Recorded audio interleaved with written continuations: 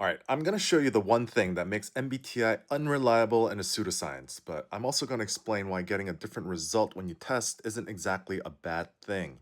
So D23 just happened, and we all know that Robert Downey Jr., who played Iron Man, is now playing Doctor Doom. And this is interesting on so many levels because these two characters are what's considered each other's mirror or shadow, depending on who you ask. Iron Man in the MCU has a consensus typing of ENTP.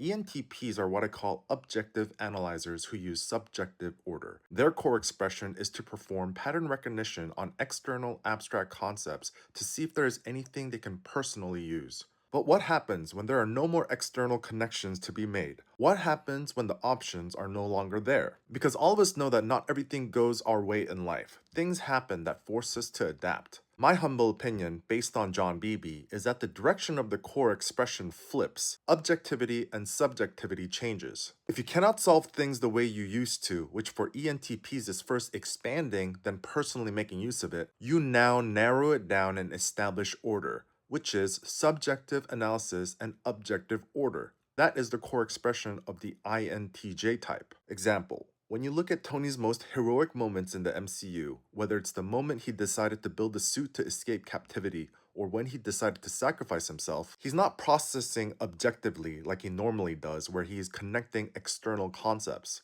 Under pressure, he makes the split-second decision to process subjectively. I need to be the one to do this, and takes action, establishing order. If you ask an INTJ, that statement is probably their life credo. That sounds like Thanos talk, or is it Doctor Doom talk? Because I'm willing to bet that Doctor Doom will be an INTJ portrayal. Now, the way that Iron Man reacted in those situations are that of a hero. Heroes show their character under pressure. But in real life, not all of us have the maturity or the fortitude to react that way. Instead of going subjectively for a moment to make the tough decision, we could have dwelled in that subjective analysis mode and refused the call to action altogether for self-preservation, maybe like Thanos or Doom would have done. So if an aspect of an individual's maturity is tied to how fluid they are with flipping the direction of their core expression back and forth, also factoring in that the act of taking an MBTI test could be stress-inducing depending on the context, you can see why it's silly to argue about fixed positions.